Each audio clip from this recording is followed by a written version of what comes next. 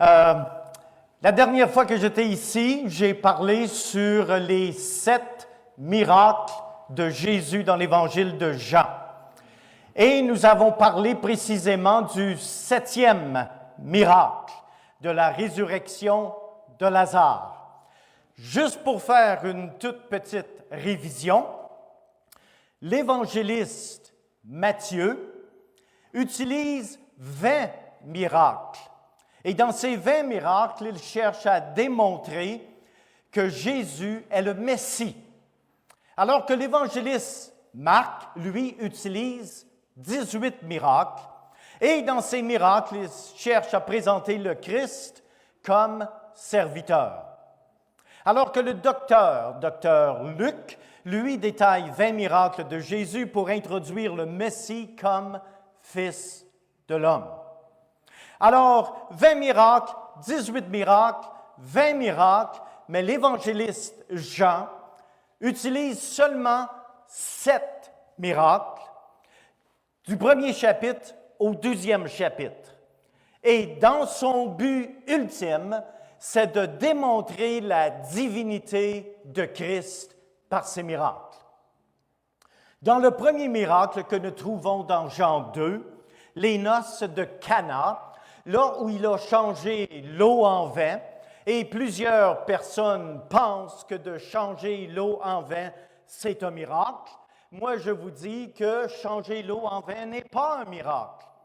En fait, je peux changer l'eau en vin. En fait, vous pouvez changer l'eau en vin. En fait, n'importe qui dans le monde peut changer l'eau en vin et ça se fait couramment aujourd'hui. La pluie tombe du ciel, entre dans la terre et recueillie par les racines de la vigne qui produit les grains.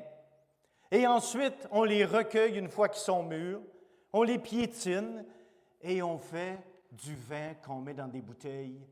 Et 50 ans plus tard, c'est supposé être bon à boire. Alors ça, c'est de changer l'eau en vin. Mais quel est donc le miracle des noces de Cana, si ce n'est pas changer l'eau en vin? C'est que Christ est le maître de la qualité. Ce qui peut prendre 50 ans à un homme pour accomplir, Christ peut le faire en un instant. C'est ça le miracle. Chacun de nous a besoin d'avoir le maître de la qualité dans notre vie. Et le Seigneur voulant, un jour, j'amènerai le message sur cette partie, sur ce miracle. Dans Jean 4, versets 46 à 54, c'est le deuxième miracle, et là nous trouvons Jésus qui intercède dans le foyer d'une famille à l'insistance d'un père de famille. Une chose qui est intéressante, c'est que ma femme m'a dit que la semaine prochaine, c'est la fête des pères. Et j'ai reçu mon cadeau de papa de bonheur. C'était une chose spéciale que je peux mettre sur mon tracteur. Les hommes aiment des outils pratiques pour leur machinerie. Alors que peut-être les femmes préfèrent des fleurs ou un repas au restaurant pour la fête des mères, nous, les hommes, on aime les choses pratiques, spécialement des outils qu'on espère un jour avoir. Mais le pasteur m'a communiqué également que le mois de juin, c'est le mois sur le thème de la famille. Alors aujourd'hui, nous allons prendre le deuxième miracle de l'évangile de Jean pour communiquer quelque chose à tous les papas. Mais il est permis que les femmes puissent également écouter. N'est-ce pas merveilleux? Et vous, jeunes demoiselles, nous allons peut-être considérer ensemble ce que vous devriez rechercher dans un futur mari et un futur papa. Et vous qui êtes jeune homme, vous allez être capable de voir certains traits de caractère dans l'homme que nous allons voir aujourd'hui pour que vous puissiez devenir un meilleur homme et futur mari. Et alors, pour ainsi dire, le message de ce matin s'applique à toute personne. Alors, j'aimerais attirer votre attention et lire pour vous le texte de Jean chapitre 4, verset 46. Et là, nous allons voir ce matin que non seulement dans Jean 2, Christ était le maître de la qualité, mais il est également le maître de la distance. Et l'histoire se lit comme suit. Il retourna donc à Cana en Galilée, où il avait changé l'eau en vin. Il y avait à Capernaum un officier du roi dont le fils était malade. Ayant appris que Jésus était venu de Judée en Galilée, il alla vers lui et le pria de descendre et de guérir son fils, qui était près de mourir. Jésus lui dit, « Si vous ne voyez des miracles et des prodigues, vous ne croyez point. » L'officier du roi lui dit, « Seigneur, descends avant que mon fils meure. »« Va, lui dit Jésus, ton fils vit. » Et cet homme crut à la parole que Jésus lui avait dite et il s'en alla. Comme déjà il descendait, ses serviteurs venant à sa rencontre lui rapportèrent cette nouvelle. « Ton enfant vit. » Il leur demanda à quelle heure il s'était trouvé mieux et ils lui dirent « Hier, à la 7e heure, la fièvre l'a quitté. » Le père reconnut que c'était à cette heure-là que Jésus lui avait dit « Ton fils vit. » Et il crut, lui et toute sa famille. Jésus fit encore ce second miracle lorsqu'il fut venu de Judée en Galilée. Veuillez prendre place, s'il vous plaît. Dans ce deuxième miracle de cette histoire que nous venons de lire, nous trouvons Jésus qui intercède dans le foyer d'une famille à l'insistance d'un père de famille. Lorsque, soit que j'écoute les nouvelles, ou que j'entends quelqu'un de notre assemblée nous raconter des histoires de famille, nous vivons dans une société dans laquelle Christ doit intervenir dans nos familles.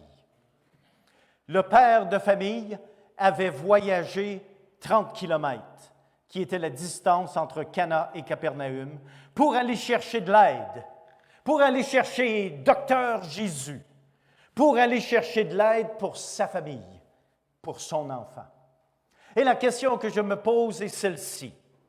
Qui parmi nous, en tant que père de famille, serait prêt de marcher 30 kilomètres dans un sens pour aller chercher de l'aide pour notre fils ou notre fille?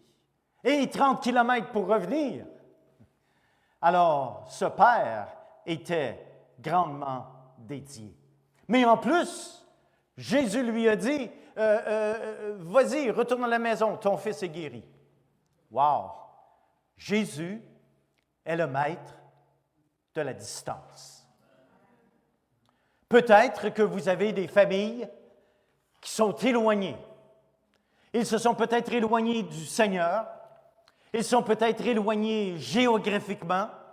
Ils ont certainement besoin d'aide et vous êtes incapable de les aider à cause de la distance. Bien-aimés, j'ai une bonne nouvelle pour vous aujourd'hui. J'aimerais vous introduire à Jésus, maître de la distance. Ah, vous voyez, avec la technologie aujourd'hui, je peux m'asseoir sur mon divan avec une manette et changer les canaux de télévision. Et on a été introduit par la technologie aux choses faites à distance. Mais ça fait longtemps que ça existe. Jésus a déjà travaillé à distance, il y a plus de 2000 ans. Alors, bien-aimés, pourquoi ne pas mettre notre confiance dans le maître de la distance pour les besoins de notre famille? Jésus est le maître des miracles à distance. Si vous intercédez pour les membres de votre famille qui ont un besoin spirituel ou physique, Jésus interviendra en votre faveur pour votre famille. Peut-être que vous pensez que votre famille est déchirée est complètement bouleversé. Vous avez besoin de miracles? Certainement. Vous avez besoin que Jésus devienne maître de votre vie et de votre foyer. Jésus, encore aujourd'hui, fait des miracles à distance. Quel sacrifice cet homme a fait? Seriez-vous prêt de voyager et de faire ce genre de sacrifice pour aider un membre de votre famille? Ce matin, Jésus est disponible d'intervenir dans votre foyer. Qu'allez-vous lui demander de faire à distance? Vous voyez, l'officier du roi démontre 4 traits de caractère qui m'impressionnent beaucoup. Et ces traits de caractère qui m'impressionnent beaucoup devraient se retrouver dans le cœur de tous les bons pères de famille. Alors ce matin, examinons ensemble ces 4 traits de caractère pour qu'on puisse devenir des meilleurs papas, qui ont une plus grande implication dans soit l'éducation, l'entraînement de nos enfants. Quand Dieu mesure la stature d'un père de famille, il ne la mesure pas en hauteur ou en énumérant ses possessions. Quand Dieu mesure un homme, il ne met pas le galon à mesurer autour de sa tête, mais plutôt autour de sa vie de famille et autour de son cœur. Pourquoi pensez-vous qu'un des prérequis pour devenir ancien d'une Église est qu'il soit quelqu'un qui dirige bien sa maison? C'est parce que ça, bien-aimés, c'est la manière dont Dieu mesure un homme dans sa famille. Aujourd'hui, nous cherchons les titres, mais Dieu cherche des hommes qui ont un témoignage agréable. L'officier du roi n'était pas trop indépendant pour demander de l'aide à Jésus. Ça, c'était le premier point. Messieurs, nous aimons avoir l'apparence d'être des durs à cuire. Nous donnons souvent l'impression que nous sommes un mélange entre l'efficacité d'une police montée venant du pôle Nord et pensons avoir la durabilité d'un camion monstre. Ouais, nous sommes des hommes forts. Oh, qu'en est-il de ta famille? C'est de cette façon que Dieu mesure les hommes forts. Les hommes se croient souvent totalement incapables d'avoir un besoin. À cause de leur cœur impénétrable, leur famille dégénère et s'autodétruisent sous leur nez.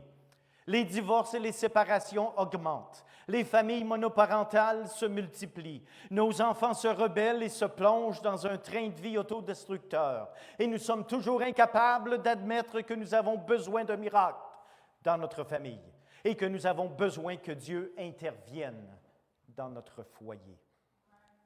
Quelqu'un a dit, renier que nous avons un besoin affaiblira notre détermination de corriger le problème. Vous voyez, les amis, parfois, Dieu doit nous abaisser avant que nous reconnaissions que nous avons un besoin. J'ai appris quelque chose parce que j'ai grandi sur la ferme dans la région de la Beauce. Mon père et ma mère faisaient l'élevage de cochons. Et si vous connaissez les cochons, vous savez qu'un cochon a toujours le nez dans les choses qui ne sont pas agréables. Et la seule manière qu'un cochon peut regarder en l'air, c'est lorsque vous le mettez complètement sur le dos avec les 4 fers en l'air. Attendez pas que le Seigneur vous mette les 4 fers en l'air avant que vous soyez dans l'obligation de regarder vers Dieu. Oh, bien-aimés, notre application comme missionnaire, ma femme et moi. Il y a maintenant un peu plus de 30 ans, ma femme et moi faisions application pour devenir missionnaires au Québec dans l'implantation de l'Église. Et une partie de l'application pour devenir missionnaire, c'est qu'on devait aller voir le psychologue. Parce qu'on ne veut pas que les missionnaires soient une gang de fous. Alors, on doit les évaluer. On doit connaître si ça va bien là-dedans, entre les deux oreilles. Alors, on s'est soumis. Et on avait des tests et des tests. J'étais rendu écœuré de faire des tests. Mais je devais les faire. Ma femme devait les faire. Nous les avons faits. Et ensuite, on les a remis au psy. Le psychologue les a évalués. Il nous a fait revenir dans son bureau quelques jours ou une semaine ou à peu près plus tard. Et il a dit, on va commencer par Linda, ma femme. Parce que toi, Blake, tu as juste un problème. Oh, ben, personne n'est parfait. Alors, un problème, OK, c'est pas si pire, n'est-ce pas, messieurs? Alors, on commence par madame. Et il commence avec toutes les belles qualités de madame. Ah, oui, c'est vrai. Oui, c'est franchement, il a raison, le psy. Il n'a pas tort. Ah, oui. Ensuite, il arrive à ses faiblesses. Oh, oui, il est vraiment comme ça. Ah, oui, ça c'est bien. Encore une fois, le psy a raison. Et finalement, mon tour est arrivé. Puis là, j'avais hâte de savoir c'était quoi mon problème. Bien, dis-toi, Blake, ton problème, t'en as juste un. Il dit, c'est que tu ne vois pas tes fautes. Savez-vous quoi, les amis? Ça m'a mis sur la bonne piste de devenir un meilleur mari et de devenir mieux préparé pour devenir missionnaire. Parce qu'en tant qu'homme, ça se peut qu'on ne voit pas nos fautes et que c'est tout le temps la faute des autres qui ne se mesure jamais à nos standards. Messieurs, c'est une leçon d'humiliation que j'ai dû apprendre et je remercie le Seigneur qu'il me l'a enseigné et continue de me l'enseigner dans ma vie maritale, même après 41 ans de mariage. Bien-aimé, cet homme dont nous parlons, cet officier du roi, c'était quelqu'un qui n'était pas trop indépendant pour demander de l'aide à Jésus. Oh, nous avions une autre situation. Pour ceux qui ne le savent peut-être pas, ma femme et moi avons 4 enfants. Ils sont tous grandis, ils sont tous mariés et nous avons présentement, par la grâce du Seigneur, 14 petits-enfants. Mais quand nos enfants étaient jeunes, notre plus jeune fille avait un problème à la naissance, c'était que ses yeux n'étaient pas tout à fait droits. Ils étaient totalement indépendants l'un de l'autre. Et ça fait un peu bizarre quand tu regardes ta petite fille de 3 ans et, oups, tout d'un coup, voyons, elle me regarde ou elle regarde à côté? Et on a été chez le médecin. Et le médecin me dit, ça arrive des fois, c'est tout simplement une chirurgie assez simple. On coupe un muscle de l'œil, on le redressit, puis il va suivre l'autre, puis ils vont être entraînés. Ah, ben, OK, c'est corrigeable. Parce que moi, en tant que père de famille, j'avais l'espérance d'un jour marcher ma fille d'une manière assez fière leur jour de son mariage et de la donner à quelqu'un qui la mérite, mais avec les yeux droits. Alors, le médecin nous a donné des gouttes qu'il fallait mettre dans les yeux de la petite fille de 3 ans avant l'opération, pendant quelques jours, une semaine. Et en tant qu'homme, eh bien, c'est l'affaire d'une femme. Alors, ma chère femme, je suis parti toute la journée. Alors, avant le coucher, tu mettras les gouttes dans les yeux de notre petite fille. Bon, OK. J'arrive le soir, c'était l'heure du coucher. Ma femme, démantibulée, presque en larmes, j'ai dit, mais qu'est-ce qu'il y a? Elle dit, j'ai pas pu mettre les gouttes dans les yeux de notre fille. Comment ça? Petite fille de 3 ans? Ah oui, on va mettre les gouttes dans les yeux de la petite fille. On claire la table de cuisine. Viens, ma petite fille, on t'aime en tant que papa et maman. On met la petite fille sur le dos. On prend les gouttes. Ça, là, c'est des gouttes que le médecin a dit que tu devais avoir dans ton œil. Alors, s'il vous plaît, rouvre ton œil. Non! Mais c'est juste des petites gouttes, ça ne fera pas mal. Non! Alors, petite fille, je t'ai dit d'ouvrir ton œil. Non! Rouvre ton œil. Le médecin a dit que c'était bon pour toi. Non! Et là, tu sais, un homme de presque 200 livres ne peut pas mettre trop de pression sur un petit œil de 3 ans. Alors là, tout démantibulé. Hey, comprenez ceci. J'ai un bac en éducation religieuse. J'ai 4 maîtrises. Puis je ne suis pas capable de mettre des gouttes dans l'œil de ma petite fille de 3 ans. Ça, c'est humiliant. Alors, ma femme et moi, on s'est mis à prier. Seigneur, donne-nous une solution. Il faut que notre fille ait les yeux droits. Et tout d'un coup, le Seigneur nous donne la pensée de mettre les gouttes quand l'enfant est dans le sommeil. Alors, on marche gentiment dans la chambre à coucher, là où l'enfant était couché. Oh, fais un beau dodo, ma petite fille. Oui, ça va bien. On rouvre l'œil. Ploup! L'œil se Ah, ça va toujours faire dodo, ma petite fille, fais dodo. On rouvre l'autre œil. Ploup! Et aujourd'hui, ma fille de, 30 quelques années, a 4 enfants et elle a les yeux droits. Vous voyez comment, en tant qu'homme, le Seigneur peut nous enseigner quand nous nous humilions devant lui pour les choses qui paraissent peut-être les plus banales, mais qui sont quand même importantes dans la vie de nos enfants. Oh, le Seigneur m'a tellement, tellement enseigné à travers les années.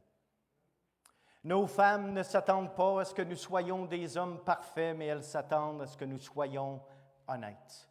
Un homme avec un cœur honnête envers sa femme sera respecté de sa femme, mais un homme qui donne toujours l'impression qu'il vient tout juste de sortir d'un musée de cire fondra rapidement en stature aux yeux de sa femme et de sa famille. Alors ça, là, bien-aimé, c'était le premier trait de caractère de cet homme. Il n'était pas trop indépendant pour demander de l'aide à Jésus. Mais il avait, cet officier du roi, un deuxième trait de caractère. L'officier du roi n'était pas trop occupé pour connaître le besoin de son enfant. Et ça, c'est quelque chose qui est très important parce que cet homme avait un travail super, super important. C'était un officier du roi. Oh! Son agenda était certainement chargé à craquer.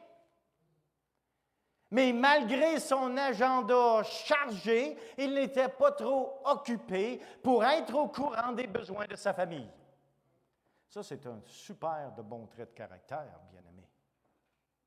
Cet homme aurait pu se cacher derrière son agenda, rempli à craquer des affaires du roi, afin d'éviter ses responsabilités familiales. Il aurait pu dire, « Femme, l'enfant est malade, occupe-toi-en, moi j'ai mon travail à faire, puis je travaille pour un homme important, je travaille pour le roi. » Mais non, il n'a pas délégué cette responsabilité importante à sa femme. Lui-même a marché le 30 kilomètres au lieu d'envoyer sa femme marcher 30 kilomètres. Parfois, notre famille souffre parce que nous sommes trop occupés à servir le Seigneur. Père, connaissez-vous les besoins de vos enfants et de votre famille? Quelle distance seriez-vous prêt à voyager pour rencontrer les besoins de votre famille? Pouvez-vous interrompre votre horaire très chargé pour aider votre famille? L'officier du roi a voyagé 30 kilomètres à pied. Oh, merveilleux! Parfois, les pères de famille travaillent tellement fort pour s'assurer que leurs enfants ont simplement les derniers gadgets. Vaut mieux être peut-être un peu plus pauvre et plus impliqué dans notre vie familiale. L'officier du roi, troisièmement, n'était pas trop orgueilleux pour croire et accepter la parole de Jésus. Avant que Jésus s'engage à faire un miracle dans notre famille, il doit premièrement faire un miracle de salut en nous. Le miracle n'est pas arrivé quand l'officier du roi est parti de chez lui pour aller chercher de l'aide. Le miracle est arrivé quand l'officier du roi a cru et accepté les paroles de Jésus. Bien-aimé, l'officier du roi est parti avec une bonne intention. Mais quand il est parti, il ne croyait toujours pas. Qu'en est-il de toi aujourd'hui, cher papa? Est-ce que tu crois aux paroles de Jésus? Est-ce que tu crois de ton plein cœur au point que tu vas agir sur cette croyance et l'accepter comme cet homme? Il a cru et il a accepté les paroles de Jésus. Retourne chez toi, ton enfant vit. Et c'est une chose importante, lorsque le papa est arrivé, il a dit « À quelle heure est-ce que mon enfant était guéri? » Et le serviteur a pu dire « À 7 heures. » Exactement. Et l'officier du roi a réalisé que c'était exactement l'heure où Jésus lui avait dit de retourner à la maison. Oh, cher papa, connaissez-vous l'heure de votre conversion? Connaissez-vous le moment où vous avez cru au Seigneur Jésus-Christ? L'officier du roi avait une telle foi en Jésus qu'il savait qu'il était inutile de louer le premier chameau en route pour Capernaum pour confirmer à Jésus que son fils était guéri à l'heure qu'il avait mis sa confiance en Jésus. N'oubliez pas que l'intention de l'officier du roi était d'amener Jésus chez lui pour qu'il guérisse son fils. Ah, vous savez, les intentions humaines sont peut-être respectables, mais Jésus ne fait jamais de miracle sur les intentions. Jésus fait un miracle pour sa gloire. Et cet homme a cru aux paroles de Jésus. Mais quatrièmement, l'officier du roi n'était pas trop logique pour s'empêcher de marcher par la foi. Et là, il y a quelque chose qu'on doit réaliser dans ce texte des Saintes Écritures. C'est qu'il y a comme deux scénarios qui se développent. Il y a l'aspect logique de l'officier du roi et l'aspect logique de Jésus et de Dieu et comment il travaille. Regardons à ces deux choses pour comprendre pourquoi Jésus a agi comme il a agi. Du point de vue logique de l'officier du roi, il y avait un problème. Le problème était simple. Le problème était que son fils était malade. Mais pas juste malade, malade à la mort. Mon fils va mourir. Alors ça, c'était un problème que l'officier du roi devait régler. Alors que du côté de Jésus, quel était le problème?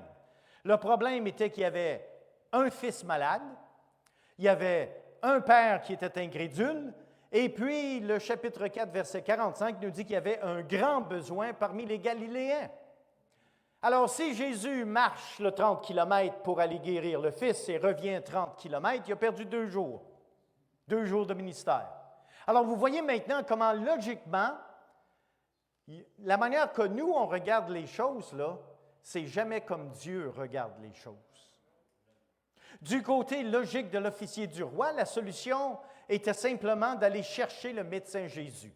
Mon fils est malade, jusqu'à la mort. Solution, allons chercher Jésus, le médecin. Alors que la solution, du côté de Jésus, logiquement, était apporter la guérison au Fils, apporter la foi au Père et exercer un ministère envers les Galiléens pour 2 jours qui répondaient bien au message de Jésus. Alors, quel a été le résultat? Du point de vue humain, du point de vue de l'officier du roi, le résultat était qu'un fils était guéri et 2 jours de ministère de Jésus auraient été perdus. à cause du voyage de 30 kilomètres. Alors que le résultat du côté de Jésus, pour avoir démontré qu'il était le maître à distance, il avait évité une mort certaine. Un officier du roi a maintenant cru en Jésus, ainsi que sa maison, et un peuple, le peuple galiléen, avait bien reçu Jésus. Alors ça, c'était le résultat du côté de Jésus. Alors, ne mettons pas Dieu dans une petite boîte que nous pouvons comprendre. Dieu travaille sur un plan global et non pas juste dans notre petit secteur de notre petite vie. Ça, c'est important pour nous de comprendre. L'officier du roi n'était pas surpris d'être le récipient d'une intervention miraculeuse parce qu'il avait cru en Dieu, même si pour lui, ce n'était pas nécessairement logique. Oh, les années qui comptent, après 41 années de mariage, d'avoir élevé des enfants, de bénéficier maintenant de la bénédiction de petits-enfants, eh bien, le jour viendra où le garage ne sera pas rempli de 4 vélos, un réfrigérateur de surplus et un congélateur. On ne fera pas toujours le tour des bougons de 2x4 remplis de clous, le résultat d'une expérimentation non terminée par nos enfants. La cage de lapin aura une utilité pour les enfants d'un de nos voisins. Le sac de nourriture à chien qui est maintenant fendu au centre et répandu dans votre garage sera miraculeusement invisible parce qu'il ne sera plus nécessaire. C'est seulement alors que vous réussirez à stationner minutieusement vos 2 voitures dans votre garage sans vous enfarger dans 3 planches à roulettes, 6 sacs de vidange oubliés depuis 2 semaines et un râteau, une pelle à neige et 1 litre d'huile qui vient tout juste de tomber de sa place de rangement parce qu'un enfant fouillait dans vos affaires. Un jour, la cuisine sera incroyablement propre. L'évier ne sera plus rempli de vaisselle non lavée. Et la poubelle débordera sous le comptoir, n'étirera plus votre patience à bout de nerfs. La porte du réfrigérateur restera fermée et l'intérieur ne débordera plus avec 4 sacs de lait, 4 gallons de jus de pomme et une tablette de ketchup. Le couvercle pour la confiture ne se retrouvera plus sur le cruchon de fromage et la poignée du réfrigérateur ne sera plus toute gommée avec le menu de la semaine. Oh, la vie est belle! La cruche d'eau ne sera plus remise vide dans le frigo. Ah, s'il y a une chose qui m'a frustré à travers les années d'avoir élevé mes 4 enfants, c'est d'avoir la cruche de lait en plastique remise dans le frigo vide. Qui, dans son bon sens, réfrigère du plastique? S'il vous plaît, remets un sac de lait dans la cruche, au moins. Mais ça fait partie d'élever des enfants, n'est-ce pas? Le blender n'aura plus l'air d'une machine à compost des années 30 dans laquelle nous trouvons les résidus séchés d'une collation nocturne remplie, improvisée par un fantôme durant la nuit. Un jour, ma femme aura le temps de prendre un bain relaxant parce qu'il reste de l'eau chaude et elle aura plus de 10 minutes sans interruption d'urgence d'un enfant qui ne trouve pas son bas ou d'un autre qui a un style de cheveux punk parce qu'il a perdu son peigne. Oh, la vie est tellement belle dans la famille. Oh, un jour, le téléphone sera simplement là et il sera silencieux et vous allez être désireux qu'un de vos enfants vous appelle ou que le téléphone sonne, même si c'est un faux numéro. Ah, voilà! Il y a quelqu'un qui a compris le message. Ça ne pouvait pas donner mieux. Ah, vous savez, un jour, maman et papa seront capables de discuter ensemble sans être obligés de se cacher dans le grenier pour finir la discussion sans interruption. Ils pourront lire tout un article qu'ils trouvent intéressant sans avoir à le recommencer 10 fois. Un jour, les clés ne se perdront plus et on ne manquera plus de papier hygiénique. On n'aura plus à répondre à la question « Papa, est-ce un péché de rouler à 110 km dans une zone de 100? » Un jour, quand vos enfants seront partis du foyer paternel, les moments de silence seront longs. Les murs de votre foyer seront remplis de mémoire et vous vous sentirez seul et espérerez que le téléphone sonne, même si c'est juste un faux numéro. Ou quelqu'un qui veut vous vendre quelque chose que vous n'avez pas besoin. Jésus est non seulement le maître de la qualité de vie, mais il est également le maître de la distance.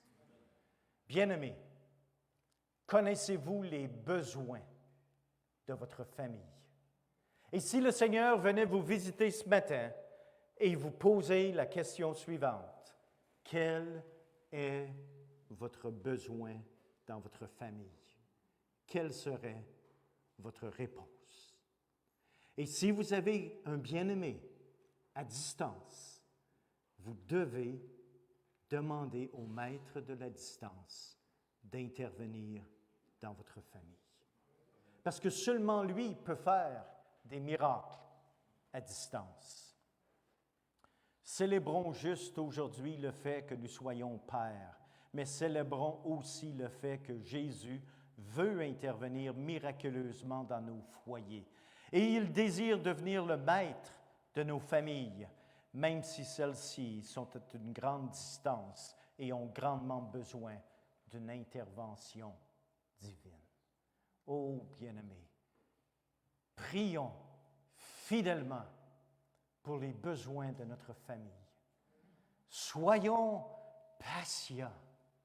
Soyons remplis d'amour, de tendresse.